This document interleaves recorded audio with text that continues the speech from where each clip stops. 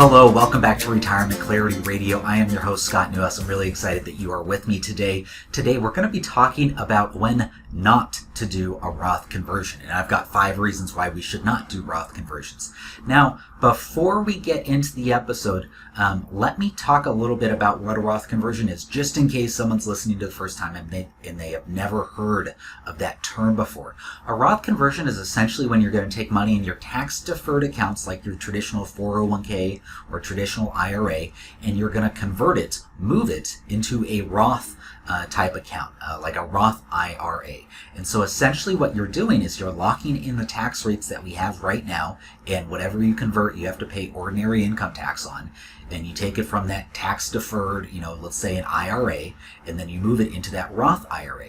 So whatever you move over, you lock in as ordinary income. You got to pay, federal and state taxes on that. And then that money gets in the Roth IRA where it can grow tax-free, and then when you take it out under all, of course, the qualifying rules, you take it out, distribute it from the account tax-free as well.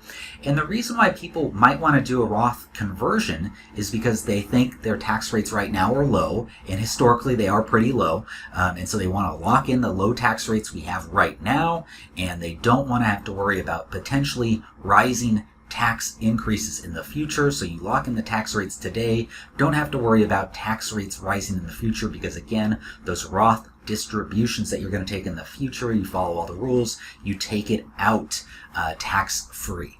And so that's like the general, really high-level reason why we want to consider at least a Roth conversion. I've actually written a book about how you can lower your taxes in retirement. It's actually right behind me if you're watching me on video, the Retirement Tax Bomb, which you can get at freeretirementbooks.com, freeretirementbooks.com, and then you could just download a PDF copy of that book. So I am a big fan of Roth conversions, so this episode might surprise some of you, but I actually think there's a lot of good reasons why we should not do a Roth conversion. And so that's what today's episode is going to be about. And it may be the case that in your specific circumstance, and I can't obviously give advice for your specific circumstance on this, podcast/video series, but in your circumstance, you may never have the need to do a Roth conversion, and it may never make sense for you to do a Roth conversion. On the other hand, maybe it might make sense for you to do a Roth conversion, but it doesn't make sense in one particular year for you to do it. So there's a lot of complexities about this, and so just because it doesn't make sense in 2021, let's say, for you to do a Roth conversion, that doesn't mean it doesn't make sense for you to do it in 2022. Again, it's really highly specific, and it's depending on what's going to happen on that tax return, and that's what's so important. That's why no one can really give you specific advice on Roth conversions without speaking to you and seeing your tax return, because it's just so specific and focused on that. Now, with all of that prelude out of the way, let's talk about 5 reasons why you might want to not do a Roth conversion, either now or even in the future, for many, many years, or never do it at all. So the first reason why you might not want to do a Roth conversion is that you're going to be in a lower tax rate, tax bracket in retirement. So let's say you're working right now. If you're in your 50s, typically people in their 50s are making the best income that they've had in their entire career. So let's say you're making a really good income. Maybe you have a spouse and they're working a little bit too, so that boosts the income up a little bit. And you look at the earned income that you're making right now, and you just say, there's no way I'm going to make this much in my retirement. Just depending on, the assets that you have. In that case, it may not make sense for you to do these Roth conversions right now, because you're already eating up so much of your tax bracket with your ordinary income. And it might make sense for you to wait a few years until you shift to, stop working entirely, and all that ordinary income goes away, and then that expands the availability of you to do Roth conversions, since that ordinary income is gone. So that's reason number 1 why we might not want to do a Roth conversion. You're just going to be in a much, much lower tax bracket in retirement. The second reason I have for us not to do a Roth conversion is you simply do not have the cash to pay for the conversion. Now, again, you're going to take that money from the traditional IRA and move it into a Roth IRA, and you're going to have to pay taxes on whatever you move over. So you got to lock in that tax rate, but then you also have to make sure you pay that tax liability on April 15th of every year that you do it. Now, you potentially could pay for those taxes with the amount that you convert. So let's say you convert $100,000 from a traditional IRA into a Roth IRA, and your tax bracket is at the 24% mark. So, you have to pay 24% on that conversion, at least at the federal level. You potentially could take that money out of the conversion and pay for it there, but there's a couple problems with that. One, if you're under age 59 and a half, you're going to have to pay a penalty of 10% for making those payments from that conversion amount. The second reason why you might not want to take the taxes from that conversion is because it's going to slow down your after-tax money, that Roth IRA money that we want to grow tax-free and that we can distribute tax-free. You're just going to slow it down so much if you take the taxes out of the conversion amount and not take it from somewhere else. So ideally, if you have money in a taxable account, like a checking or savings account that's just getting, next to nothing in interest, at least right now and towards the end of 2021, interest rates are basically nothing in those checking and savings accounts.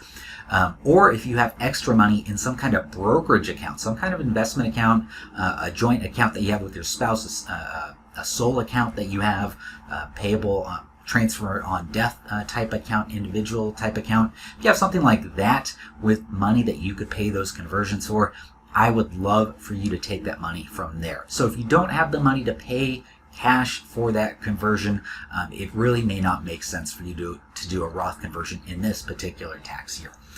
The third reason why you might want to wait or not do a Roth conversion at all is because you're really close to your gap years of retirement. Now, a gap year, and let me use an example to explain what a gap year is. Let's say you're 57 years young and you're planning to retire at age 60, and you've done the numbers, you've crunched the numbers to make sure that you can retire at age 60. So you're 57, you got 3 more years left of work, you're really close to turning off that earned income. And the gap year refers to basically the time that you retire, so age 60, all the way up until age 72. Now, why is age 72 important? That's because that is the year that you have to take required minimum distributions from your portfolio. So in other words, the government requires that you take that tax-deferred money and you take it out of your account, therefore paying ordinary income taxes on that money, because the government wants you to spend it, and they, frankly, they want to get the revenue from that money because you've never paid taxes on it so far. So the government's going to require you to take out a certain percentage each year starting at age 72. And so the gap years are those years from the day you first retire, that first year, so let's say age 60, all the way up until age 72. And the gap years are great for Roth conversions because you're not going to have that ordinary income because, again, you just retired. So you're going to have that 12-year window to make these Roth conversions, to figure out a way, how do we get as much money as we can, as it makes sense, into the after-tax type buckets, the HSAs and the Roth IRAs and the Roth 401ks. How do we get money in those after-tax buckets in that 12-year period so that at age 72, when you start taking out those required minimum distributions, you're not going to have to take out too much, and also you're not going to have to pay too much taxes on those required minimum distributions. And so what I love people to do is I love people to have a level of flexibility at age 72 to take money out of taxable buckets, tax-deferred buckets, as well as tax-free buckets. It's going to depend on your specific circumstance, how much you want in each of them.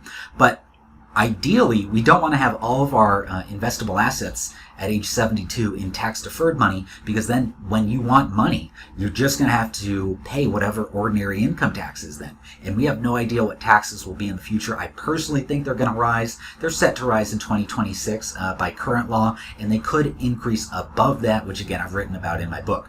But the main point here is that those gap years from the day you retire, let's say age 60, all the way up until age 72, you're not going to have any you're not going to have any earned income, and so that's going to provide this big window for you to do Roth conversions, lock in, these lower tax rates since you don't have any other income, and get that money into after-tax type accounts. So if you're really close to those gap years, you really might want to consider waiting to do the Roth conversions and do it when you have no earned income. Now that's my third reason. My fourth reason why you might not want to do a Roth conversion is, let's say you're already in retirement and you already have a high income because you've got a great pension, which some people still do. You know, a lot of people don't have a pension anymore, but some people that I speak to still do have a pension. And then you also have claimed Social Security early, and those two things are really adding up in terms of taxes. And so if you already have a pension going, you have the Social Security going, there's really not too much we can do to reverse those. You do have a short window that you can put back your Social Security benefits and claim it again later. But if that's not what you want to do and you're already kind of living off this pension and Social Security and you like the flow of things in retirement, then it's really going to lower the window that you have to do Roth conversions, or frankly it may not make sense for you to do them at all, because you know that pension and the Social Security, those are going to be taxed. They have different provisions in terms of how pensions and Social Securities are going to be taxed. But essentially, if you've got too much income coming from those two sources, it's going to limit and lower what you can do in Roth conversions. So maybe it doesn't make sense for you to do it at this point. And that is my fourth point. The fifth one, the last one that I have for us today, is you simply don't want to. You know, you simply do not want to do the Roth conversion. And honestly, if it makes sense for you, I think that's perfectly fine. And, you know, I have obviously said a lot of great things about the Roth conversions and making sure that we get this tax flexibility. But the main purpose of a Roth conversion, as shocking as this may be, is not to save money on taxes. As crazy as that sounds, the main purpose is to make sure that you can have a comfortable retirement for 30 plus years, and that you can stay retired for that whole period of time without ever having to go back to work or really sacrifice your income and lifestyle too much. So if you can figure out how to have a comfortable retirement and you can just make sure that, you know, you're not going to have to go back to work, you're going to have that nice lifestyle for 30 plus years, then honestly a Roth conversion is optional. And if you want to do it, great. But if you don't want to do it and the numbers make sense in terms of you not needing to do it, then you don't have to do it. So those are my 5 reasons why not to do a Roth conversion. If you want to learn more about this subject, again, you can pick up my book for free. It's available at freeretirementbooks.com, freeretirementbooks.com, and then you'll get a downloaded PDF copy when you sign up for it there. So that's all I've got for today. Really appreciate you listening, and I hope you all have a great week. Bye. Thanks again for listening. As a reminder, you should consult with a financial advisor familiar with the specific circumstances of your unique financial situation before making any financial decisions. Nothing in this podcast is a solicitation for the sale or purchase of any securities. Any mentions of rate of return are hypothetical in nature and not a guarantee of future returns. Scott Newhouse, CFP, is an investment advisor representative of Forthright Finances, a California and Nevada registered investment advisor.